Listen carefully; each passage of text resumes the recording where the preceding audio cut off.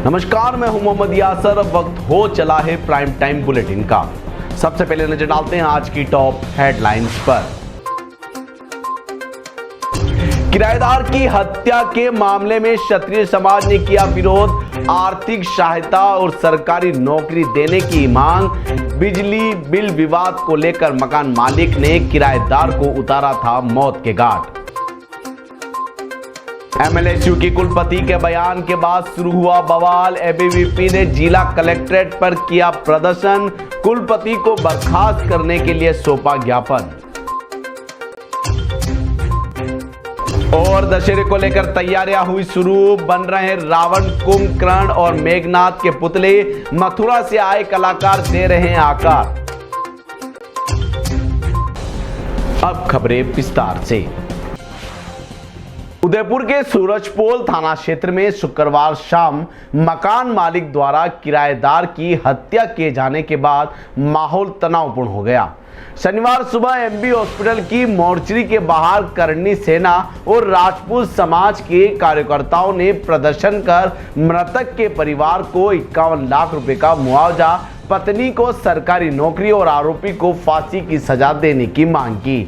समाज ने चेतावनी दी है कि जब तक उनकी मांगें पूरी नहीं होगी वे धरने पर डटे रहेंगे और पोस्टमार्टम नहीं होने देंगे। प्रशासन समझाइश कर मामला शांत कराने में जुटा है। उदयपुर के सूरजपोल थाना क्षेत्र में शुक्रवार शाम एक किराएदार की हत्या ने पूरे इलाके में हड़कंप मचा दिया। मकान मालिक दिनेश बंसल ने बिजली बिल को लेकर हुए विवाद में किराएदार नरपत सिंह पर चाकू से हमला कर दिया, जिससे उसकी मौके पर ही मौत हो गई। घटना के तुरंत बाद पुलिस ने आरोपी को डिटेन कर लिया है, लेकिन शनिवार सुबह यह मामला सामाजिक प्रदर्शन का रूप ले चुका है। एमबी हॉस्पिटल की मोर्चरी के बाहर करणी सेना और राजपूत समाज के कार्यकर्ता बड़ी संख्या में एकत्रित हुए और प्रदर्शन शुरू कर दिया। प्रदर्शनकारियों ने मृतक के परिवार के लिए 51 लाख रुपए का मुआवजा, मृतक की पत्नी को सरकारी नौकरी और आरोपी को फांसी की सजा देने की मांग की। उन्होंने साफ कहा कि जब तक उनकी मांगें पूरी नहीं होती वे धरने पर डटे रहेंगे और मृतक का पोस्टमार्टम नहीं होने देंगे। वहीं प्रशासन की ओर से मामले को शांत कराने के प्रयास किए जा रहे हैं। अधिकारी प्रदर्शनकारियों को समझाइश कर वार्ता कर रहे हैं, लेकिन फिलहाल कोई ठोस समाधान नहीं आया। यह घटना अब सिर्फ हत्या का मामला नहीं रह गया, बल्कि न्याय और सुरक्षा व्यवस्था को लेकर बड़ा मुद्दा बन चुका है। क्षेत्र में लोगों के बीच गुस्सा है और वे प्रशासन से सख्त कदम उठाने की मांग कर रहे हैं।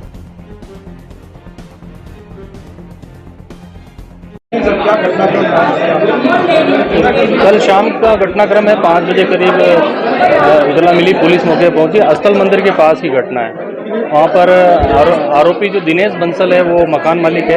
उसने अपने किराएदार जो थे उनके किराए पर रहते थे, एक नरपत सिंह सोलंकी और उनकी पत्नी, उनके साथ में किसी बात को लेकर के 2-3 दिन पहले भी झगड़ा किया था। कल चाकू से हमला कर दिया। मकान मालिक ने किराएदार पर हमला किया और उसमें नरपत सिंह के चाकू लगने से, सीने में लगने से उसकी डेथ हो गई। उसको हॉस्पिटलाइज किया, अभी मुर्दाघर में बॉडी है। और उनकी पत्नी घायल हो गई थी, उनको हॉस्पिटलाइज कराया था। उनको डॉक्टर ने बाद इलाज के डिस्चार्ज किया है और अभी पीएम की कार्रवाई के लिए परिवारजन से बातचीत चल रही है। और परिवारजन जो है कुछ मांगे हैं उनकी, तो उन पे यहाँ समझाइश चल रही है। प्रथम दृष्टिया तो अब वो दिनेश बंसल जो है 3 दिन पहले भी झगड़ा कर चुका है इनसे, और आए दिन किराएदारों से झगड़ा करने की सूचना है कि वो आए दिन इस प्रकार झगड़ा करता रहता है।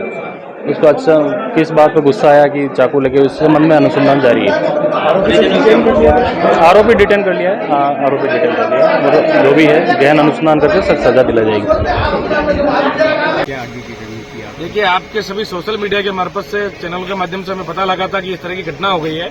और बड़ी शर्म की बात है कि शहर विधायक को इस घटना का अभी तक संज्ञान में नहीं है। हमने मंत्री जी को भी फोन किया, बाबूलाल जी को, अभी उनसे वार्ता नहीं हुई है। और विधायक जी से मेरी वार्ता हुई है, वो कह रहे हैं मैं किसी मीटिंग में हूँ बड़ी में, मुझे टाइम लगेगा। पर वो बड़ी शर्म की बात है, वो बता रहे हैं कि मुझे मालूम नहीं है। और जिला प्रशासन के अधिकारी आए हैं हमारे पास, एक तहसीलदार जी को भेजा है और थाना का जो जाब्ता है अवेलेबल है। पर बड़े अधिकारी हमसे कोई आकर वार्ता नहीं की। 16 घंटा उस घटना को हो गए और हमें कम से कम 7-8 घंटे हो गए यहाँ पर धरने पे बैठे हुए। हमारी मांगे अगर प्रशासन मानेगा नहीं और विधायक अगर हमारी बातों को सुनेगा नहीं और जो मंत्री जी भी वो भी नहीं सुनेंगे तो आने वाले समय में उनको बोरिया बिस्तर बनाने का काम करनी सेना और सर्व समाज करेगी। और करनी सेना और सर्व समाज ने इनको इतने बड़े पद पर बिठाया। बड़ी शर्म की बात है, कह रहे हैं कि हमें पता ही नहीं है कि घटना हो गई शहर में। आए दिन इतनी घटनाएं हो रही, इनको शर्म आनी चाहिए। विधायक को पता नहीं, किसको पता होगी? आम जन को पूरे शहर में ये खबर फैल गई कि ये घटना हुई है। विधायक कह रहे मुझे पता नहीं कौन सा नशा करके सो रहे हैं। अरे इनको शर्म आनी चाहिए कि इतनी बड़ी घटना हो रही है, इनको पता ही नहीं चल रहा है कि घटना हो गई, हमें मालूम ही नहीं है। विधायक जी से मेरी वार्ता हुई है, विधायक जी आते तो ठीक है, मंत्री जी के पीए से मेरी बात हुई है, कोई मीटिंग में बात नहीं हुई है। और मैं सभी जनप्रतिनिधियों को फोन लगा रहा हूँ, जो यहाँ उपस्थित होंगे उनका हम आने वाले समय में खुल के साथ देंगे, नहीं तो उनके बोरे बिस्तर बनाने के काम करनी सेना सर्व समाज करेगी। और इस परिवार को आर्थिक सहयोग नहीं मिलेगा जब तक हम यहाँ से हिलने वाले नहीं है। चाहे शासन प्रशासन पता नहीं किसी भी वे में जाए, हम यहाँ से हिलेंगे नहीं, ये हमारी मांग। इसका मुख्य कारण क्या मानते हैं आप? सिर्फ एक किराएदार मकान मालिक का विवाद या इसके पीछे और कोई कारण हो सकते हैं? मेरे सुनने में आया है कि ये मेंटली डिस्टर्ब है। मेरे को ऐसा नहीं लगता कि मेंटली डिस्टर्ब है। अगर मेंटली डिस्टर्ब था तो प्रशासन को पहले से पता था, तो इसको कहीं न कहीं पागल खाने में शिफ्ट करना चाहिए था। इसके परिवार के जो लोग हैं वो वास्तव में जानते हैं इसने कई किराएदारों को परेशान किया, तो क्यों नहीं उन लोगों ने इसको पागल खाने में एडमिट कराया? अगर नहीं कराया, ये घटना हुई है तो उसका जिम्मेदार कहीं न कहीं उसका परिवार भी है। या सरकार इसकी भरपाई करे या उसका परिवार करे। अगर परिवार और सरकार दोनों मिलकर नहीं करेंगे तो हम लोग यहाँ से डेड बॉडी अभी उसके घर के सामने ले जाके जलाएंगे। उसके जिम्मेदार प्रशासन रहेगा, हम तो मुआवजा लेकर ही रहेंगे, उस परिवार को न्याय दिला के रहेंगे। प्रशासन अपना दम लगा ले, हम अपना दम लगाने के लिए तैयार है, हम दो हाथ करने के लिए मैदान में तैयार है। राजपूत करनी सेना का जिलाध्यक्ष हूँ। हमारे शासन और प्रशासन से मेरा यही निवेदन है कि जो हमारी मांगे हैं, हम शांतिपूर्वक यहाँ बैठे हैं, तो हमारे मांगे पूरी करें ताकि उसमें शासन प्रशासन को भी तकलीफ नहीं होगी, हमें भी नहीं होगी, क्योंकि हमें मजबूर नहीं होना पड़े। क्योंकि ये जो संख्या दिख रही है, ये अभी शासन प्रशासन को अगर ऐसा लग रहा है कि ये संख्या कम है, तो हमारे एक स्टेटमेंट पे पूरा उदयपुर पहले भी ब्लॉक हुआ है और आज भी हम करने की क्षमता रखते हैं। इसलिए हम आपके माध्यम से प्रशासन को चेतावनी देना चाहते हैं कि हमारी मांगे को गंभीरता से ले और आके बात करें। धन्यवाद। दिन प्रतिदिन बढ़ेगी, होता रहा प्रशासन में ना, ये तो बता। उदयपुर के मोहनलाल सुखाड़िया विश्वविद्यालय की कुल गुरु प्रोफेसर सुनीता मिश्रा के विवादित बयान के बाद विरोध तेज हो गया। शनिवार को अखिल भारतीय विद्यार्थी परिषद कार्यकर्ताओं ने कलेक्ट्रेट पहुंचकर प्रदर्शन किया और जिला कलेक्टर को ज्ञापन सौंपा। छात्रों का कहना है कि कुलगुरु ने अकबर और औरंगजेब को महान बताकर महाराणा प्रताप जैसे वीरों का अपमान किया है। एबीवीपी ने उनकी बर्खास्ती की मांग की है और चेतावनी दी है कि यदि प्रशासन ने जल्द कार्रवाई नहीं की तो संगठन उग्र आंदोलन करेगा। छात्र इस इतिहास से छेड़छाड़ और समाज की भावना के खिलाफ बता रहे हैं। देन हिस्टोरिकल पर्सपेक्टिव आ जाता है। हम बहुत राजा महाराज यहाँ के भी महाराणा प्रताप जी का इतना हम लोग सुनते रहते हैं। पृथ्वीराज चौहान है, अकबर है, वी हैव बहुत सारे अच्छा राजा का याद रखते हैं। कुछ औरंगजेब की तरह वो as administrator he is the best. Udaipur में मोहनलाल सुखाड़िया विश्वविद्यालय की कुलगुरु प्रोफेसर सुनीता मिश्रा के विवादित बयान के बाद माहौल गर्मा गया। शुक्रवार को आयोजित एक सम्मेलन में कुलगुरु ने अकबर को महान राजा और औरंगजेब को अच्छा प्रशासक बताते हुए अपने विचार व्यक्त किए। इस बयान ने छात्रों को समाज में नाराजगी पैदा कर दी है। शनिवार को एबीवीपी के कार्यकर्ताओं ने बड़ी संख्या में जिला कलेक्ट्रेट पहुंचे और प्रदर्शन करते हुए जिला कलेक्टर को ज्ञापन सौंपा। ज्ञापन में कहा कि महाराणा प्रताप की वीरता और बलिदान की भूमि पर दिए गए ऐसे बयान ने केवल समाज की भावना को आहत करते हैं, बल्कि इतिहास के साथ न्याय भी है। छात्रों का बल्कि इतिहास के लिए एक न्याय बोल दिया, अन्याय की जगह चक्कर पड़ जाता हूं बस। बल्कि इतिहास के साथ अन्याय भी है। छात्रों का आरोप है कि अकबर और औरंगजेब ने भारत की संस्कृति, धर्म और स्वाभिमान पर अत्याचार किए हैं, जबकि महाराणा प्रताप ने स्वतंत्रता और सम्मान की रक्षा के लिए संघर्ष किया है। एबीवीपी के छात्राओं का कहना है कि कुलगुरु का बयान विद्यार्थियों में गलत संदेश फैलाने वाला है। उन्होंने आरोप लगाया है कि कुलगुरु का अतीत विवादों से घिरा है और विश्वविद्यालयों में भ्रष्टाचार का माहौल है। संगठन की मांग है कि कुलगुरु को तत्काल बर्खास्त किया जाए और उच्च शिक्षा विभाग इस मामले में आवश्यक कानूनी कार्रवाई करे। विद्यार्थी परिषद जिंदाबाद जिंदाबाद जिंदाबाद, विद्यार्थी परिषद जिंदाबाद जिंदाबाद जिंदाबाद। इतिहास के साथ छेड़छाड़ बंद करो, बंद करो, बंद करो। सुनीता मिश्रा हाय हाय हाय हाय हाय, सुनीता मिश्रा हाय हाय हाय। अरे औरंगजेब को बंद करो, बंद करो, बंद करो। भारत माता की जय, भारत हाय हाय हाय।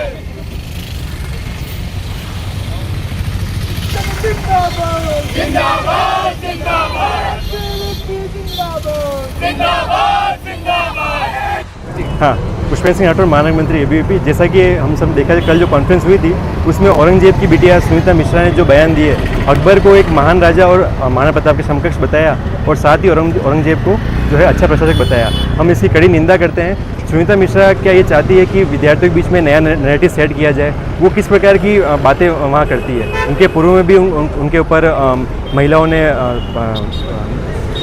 प्रकरण दर्ज करा रखा है और साथ ही जो भ्रष्ट शिक्षक है वो उनके साथ में घूमते हैं। तो किस प्रकार का वातावरण विश्वविद्यालय में चाहती है? हमारी एक ही मांग है कि सुनीता मिश्रा को बर्खास्त किया जाए। उन्होंने कुशल शासक बताया, तो औरंगजेब कौन था, थोड़ा वो भी बताया। औरंगजेब वो था जिन्होंने सिखों के 90 गुरु को मारा था और साथ में जो अपने कहानी सुनी थी कि 4 बच्चों को जो है उन्होंने दीवार में चुनवाया था। तो ऐसे आदमी को वो प्रशासक बताती है जो हम उसकी कड़ी निंदा करते हैं।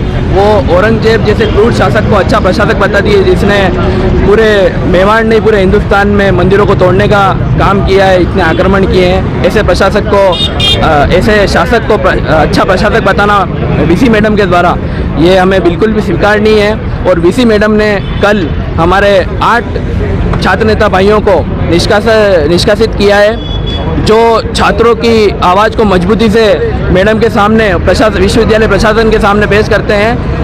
उनके साथ उनकी आवाज़ को दबाने की कोशिश करते हुए, उनकी आवाज़ को कुचलने का प्रयास करते हुए उनके साथ ये कृत्य करना, उनको निष्कासित कर मैडम की कायरता को दिखाता है। क्या चाहते हैं अगर मांगे नहीं मानी जाती है? अगर हमारी नहीं मानी जाती है तो हम समस्त छात्र शक्ति एक उग्र आंदोलन का रूप लेंगे और उदयपुर की सड़कों पर आ जाएंगे।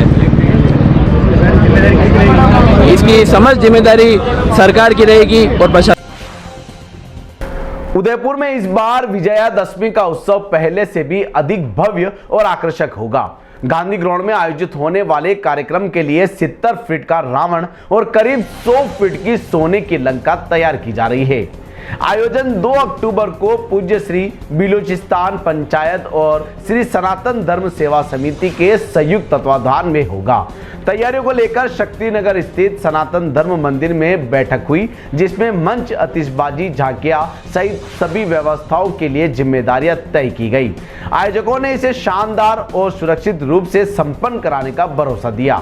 उदयपुर में विजयादशमी महोत्सव को लेकर तैयारियां जोरों पर है। इस बार आयोजन खास और भव्य होगा, जिसमें दर्शकों को रावण दहन के साथ आकर्षक झांकियों और मंच सज्जा भी अद्भुत अनुभव मिलेगा। गांधी ग्राउंड में आयोजित होने वाले इस कार्यक्रम में 70 फीट ऊंचा रावण और लगभग 100 फीट की सोने की लंका बनाई जा रही है।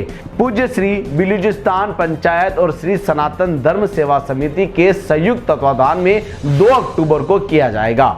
तैयारियों को लेकर शक्तिनगर स्थित सनातन धर्म मंदिर में समाज के प्रमुख पदाधिकारी और कार्यकर्ताओं की बैठक आयोजित की गई। इसमें सभी विभागों के जिम्मेदारों तय किए गए। मंच व्यवस्था, झांकियों का संचालन, आतिशबाजी और सुरक्षा व्यवस्था पर विशेष ध्यान दिया गया। सेवा समिति के संयोजक हेमंत गखरेजा ने बताया कि काम शुरू हो चुका है और समय पर सभी तैयारियां पूरी कर ली जाएगी। वहीं पंचायत अध्यक्ष नानक राम कस्तूरी ने कहा कि आयोजन को भव्य बनाने के साथ साथ सुरक्षा और अनुशासन पर विशेष ध्यान दिया जाएगा। इस आयोजन में स्थानीय नागरिकों के साथ बड़ी संख्या में पर्यटक भी शामिल होंगे। समाज के सभी वर्गों से सहयोग लेकर इसे यादगार बनाने का प्रयास किया जा रहा है। परंपरागत उत्सव को आधुनिक व्यवस्थाओं के साथ जोड़कर इसे नई पहचान देने की योजना बनाई गई है। आयोजकों ने लोगों से अपील की है कि आयोजन स्थल पर व्यवस्थाओं का पालन करें और उत्सव का आनंद लें।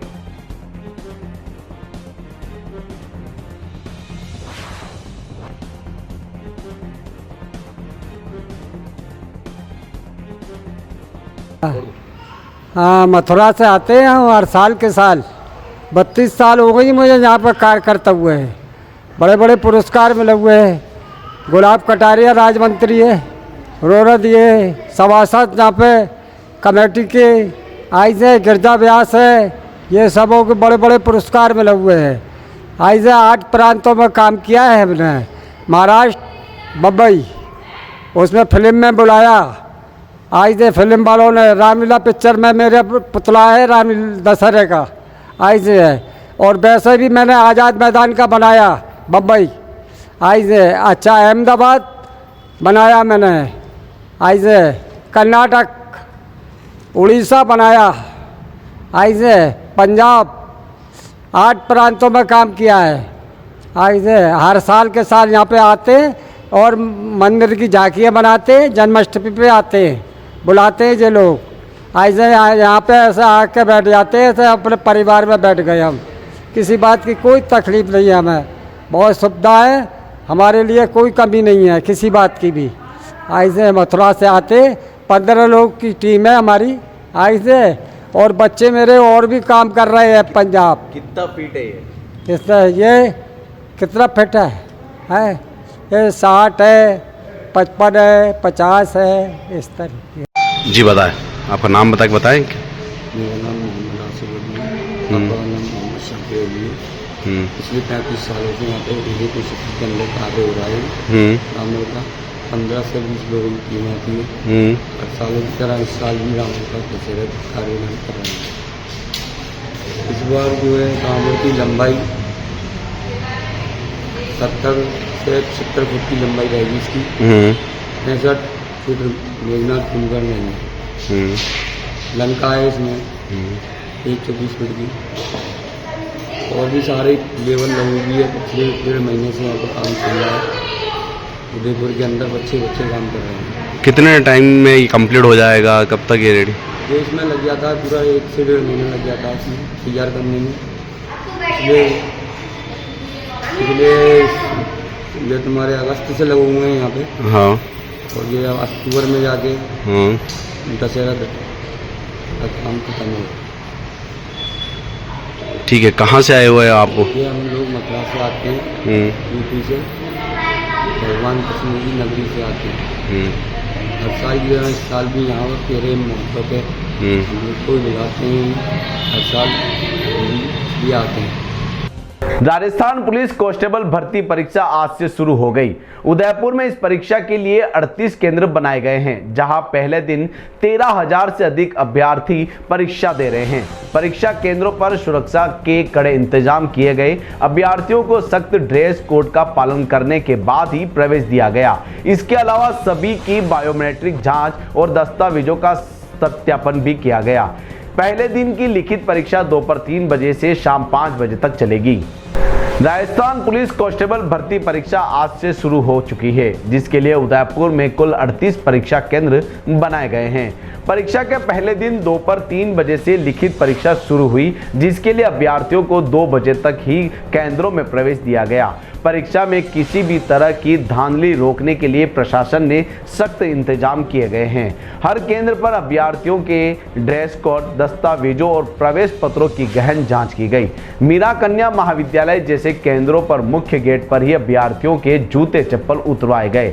इसके अलावा बायोमेट्रिक जांच के बाद ही उन्हें परीक्षा हॉल में जाने की अनुमति दी गई। कुछ महिला अभ्यर्थी आभूषण पहनकर आई, जिन्हें उन्हें उतारने और अपने परिजनों को सौंपने के लिए कहा गया। इस भर्ती परीक्षा में कांस्टेबल सामान्य, ड्राइवर बैंड, पुलिस दूरसंचार और 3 महिला बटालियन के पद शामिल है। उदयपुर के अतिरिक्त पुलिस अधीक्षक मुख्यालय गोपाल स्वरूप मेवाड़ा ने बताया कि उदयपुर में पहले दिन 13,000 से अधिक अभ्यर्थी परीक्षा दे रहे हैं। वहीं रोडवेज बस स्टैंड पर भी दूसरे शहरों में परीक्षा देने जाने वाले अभ्यर्थियों की भारी भीड़ देखी गई। इससे यह पता चल सकता है कि यह परीक्षा युवाओं के बीच कितनी महत्वपूर्ण है। परीक्षा केंद्रों पर कानून और व्यवस्था बनाए रखने के लिए पुलिस बल की भी भारी तैनाती की गई।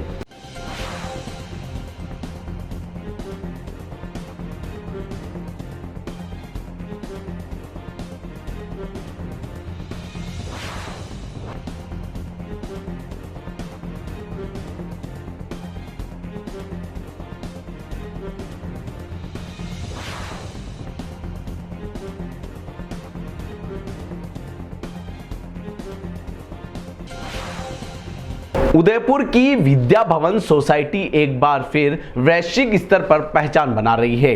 रविवार को कैम्ब्रिज विश्वविद्यालय के professor vice chancellor doctor Anna Philpott और निर्देशक doctor Benjamin Simons what makes us human विषय पर व्याख्यान देंगे।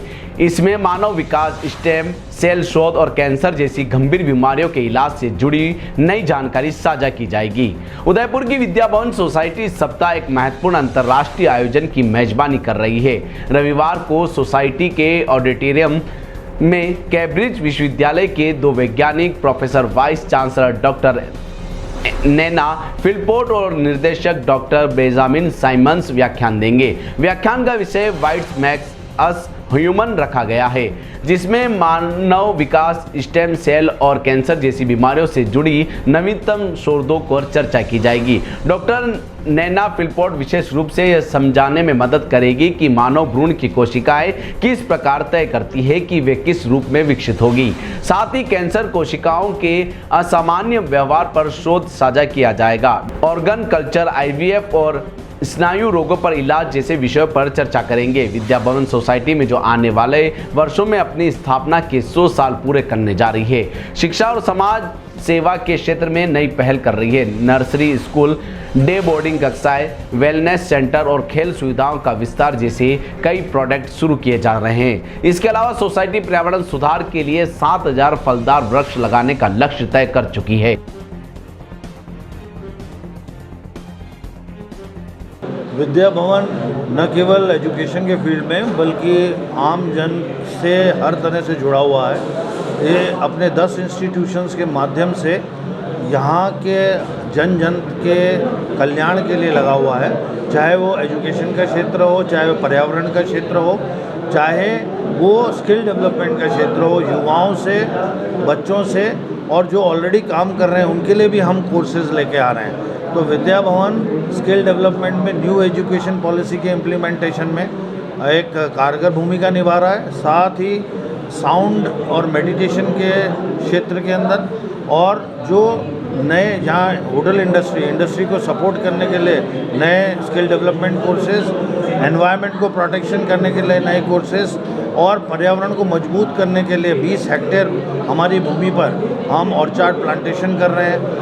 7 हेक्टेयर भूमि पर फ्लोरिकल्चर कर रहे हैं। हमारा विद्या भवन रूरल इंस्टीट्यूट नए नए कोर्सेज लेके आ रहा है। हमारा जो विद्या भवन का जो कृषि विज्ञान केंद्र है उसने एक नया प्रयोग किया है कि जो हमारी कैटल के बांझपन होता है, जो हमारी देसी कैटल के बांझपन को दूर करने के लिए वहाँ रेगुलर वर्कशॉप की जा रही हैं, जिसके अंदर जो वेटनरी डॉक्टर्स हैं वो ट्रेनिंग ले रहे हैं और हमारी जो सही करने का कार्य भी यहाँ किया जा रहा है और जो कि बहुत प्रचार में आ गया है। हमारे पूरे साल भर के प्रोग्राम्स के लिए नॉमिनेशंस फुल हैं। साथ ही इस तरह की जो कॉन्फ्रेंस हम करने जा रहे हैं, ये यहाँ के 5 मेडिकल कॉलेज, 2-3 IVF जो इंस्टीट्यूट हैं और जो नए क्षेत्र में जो कार्य हो रहा है वो विद्या भवन यहाँ के डॉक्टर्स को, यहाँ के आम जन को बताना चाह रहा है कि किस तरह से डेवलपमेंट बायोलॉजी एक नया क्षेत्र उभर कर रहा है, जिसमें डिजीजेज, एजिंग और एम्ब्रियो से लेकर बुढ़ापे तक सभी चीज़ें, ऑर्गन रिप्लेसमेंट, स्टेम से किस तरह स्टेम सेल को ग्रो करके किस तरह कैंसर पर विजय पाई जा सकती है और जो एन्ना फ्लिंटॉफ है, उन्होंने ये करके दिखाया टेडपोल के नर्व सिस्टम से कैसे बच्चों के कैंसर पे उन्होंने उस पर कार्य रूप में काम किया, उसके कारगर रिजल्ट्स आए। तो ये सारी चीज़ें हमारे यहाँ डॉक्टर्स को, हमारे आमजन को, हमारे जो मेडिकल के विद्यार्थी हैं उनको, और हमारे जो साइंस के विद्यार्थी हैं उनको ये पहुँचे, उन तक पहुँचे। और नवंबर में एक इंटरनेशनल कॉन्फ्रेंस हम वाटर और एनवायरनमेंट पे भी करने जा रहे हैं, जिसमें पूरे देश विदेश के लोग यहाँ पर उसमें पार्टिसिपेट करेंगे। इसमें डॉक्टर फिल्टॉप करके हैं, कैम्ब्रिज यूनिवर्सिटी के जो प्रो वाइस चांसलर है वो आ रहे हैं। इसके अलावा डॉक्टर साइमन्स हैं जो डायरेक्टर हैं कैम्ब्रिज यूनिवर्सिटी के।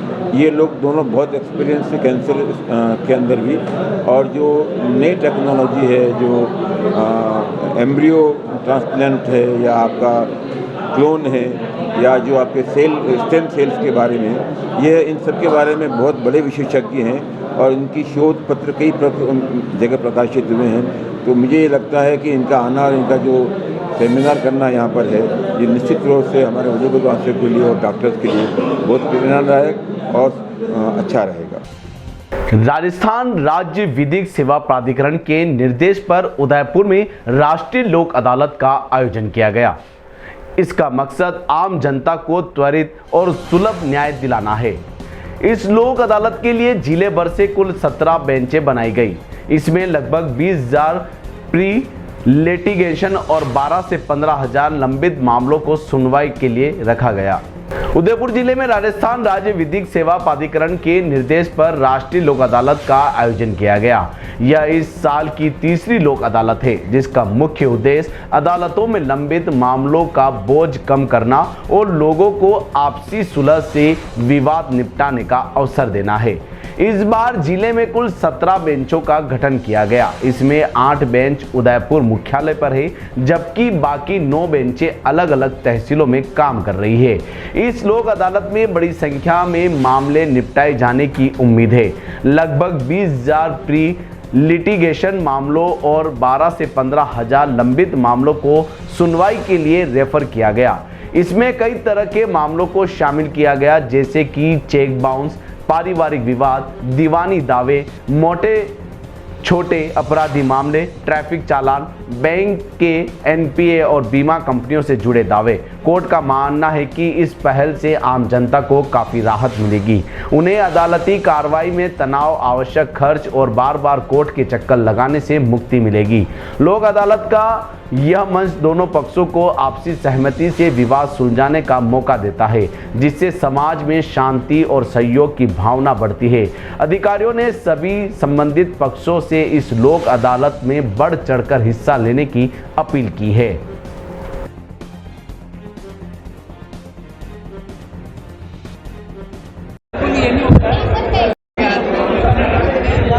आज राजस्थान राज्य विधिक सेवा प्राधिकरण के निर्देश पर आज वर्ष की तीसरी राष्ट्रीय लोक अदालत का आयोजन हो रहा है। इसमें जिले में 17 बेंचें बनाई गई हैं। उदयपुर हेडक्वार्टर पे 8 बेंचें हैं और 9 बेंचें हमारे बाहर अन्य तालुकाओं में बनाई गई हैं। 20,000 प्रीलिटिगेशन के मामले रखे गए हैं और लगभग 12 से 15,000 मामले जो न्यायालय में लंबित है उनको लोक अदालत में रेफर किया गया है। आज उम्मीद है कि हमारे जो ये प्रीलिटिगेशन और ये लंबित मामले हैं, लगभग इनमें हम अधिक से अधिक प्रकरणों का निस्तारण करेंगे और आम जनता को, जो कि उनके पुराने एनआई एक्ट के हैं, फैमिली मैटर्स हैं, सिविल दावे हैं, कंपाउंडेबल ऑफेंस हैं, एफआरस हैं और बहुत सारे ट्रैफिक के चालान हैं, इन मामलों को हम निस्तारित करने का पूरा प्रयास करेंगे और अधिक से अधिक मुकदमों में जनता को राहत मिलेगी। जैसा कि प्रीलिटिगेशन में आप देख रहे हैं कि हमने जो एमबी एक्ट के लगभग 12,000 से ज़्यादा प्रकरण हैं, उनको हम न्यायालयों में जो पुलिस में पड़े हैं उनको न्यायालय में मंगाकर हम उनको वापस लेंगे, जिससे कि लोगों को जो जुर्माना जमा कराना पड़ता सरकार में, उनसे बचत होगी। दूसरा, ऐसे मुकदमे जिनमें कि बैंक वगैरह का ब्याज है, एनपीए है, उनमें मूल में या कुछ मूल राशि भी कम करके अगर बैंक और पक्षकारों में समझौता होता है और किस्त बना करके अधिक से अधिक प्रकरणों में पक्षकारों का लाभ लेने की वो करेंगे।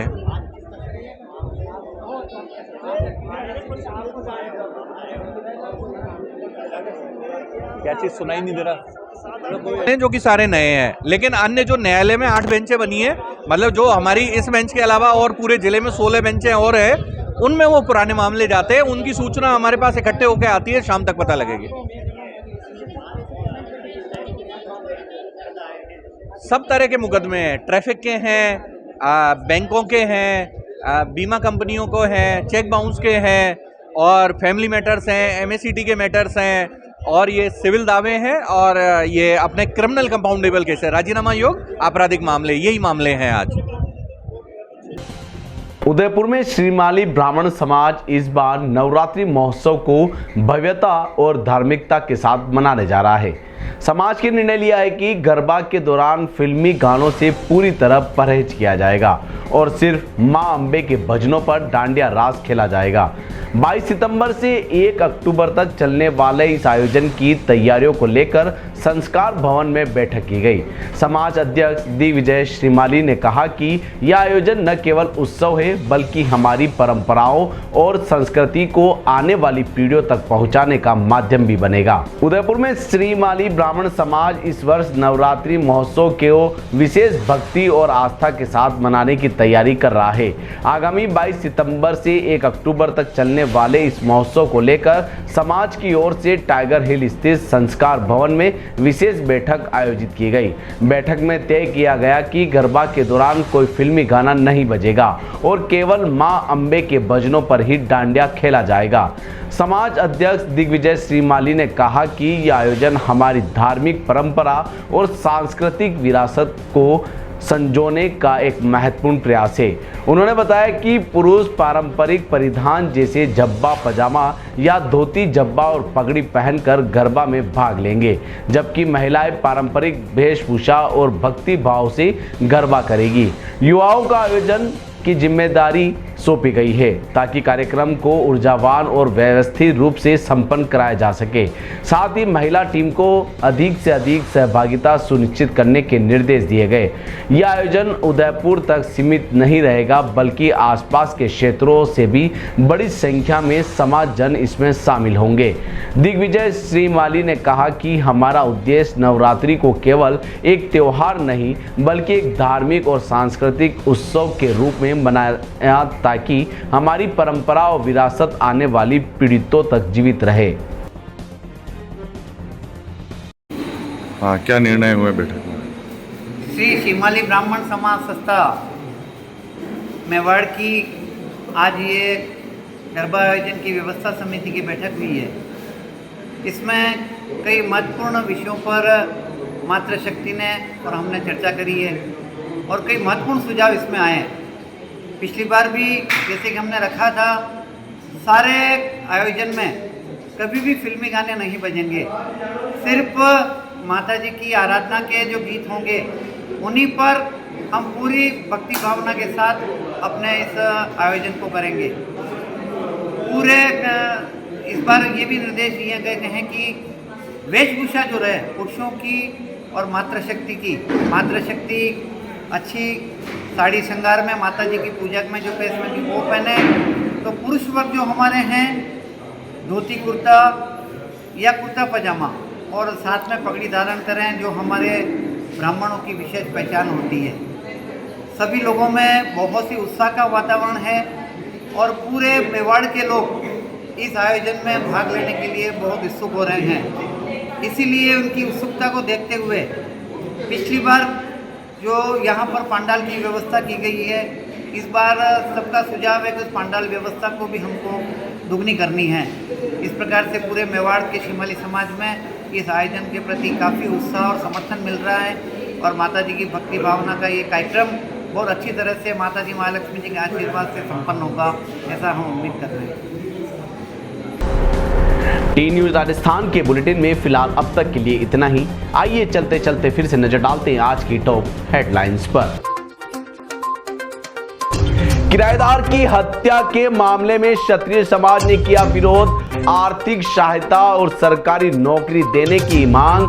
बिजली बिल विवाद को लेकर मकान मालिक ने किराएदार को उतारा था मौत के घाट।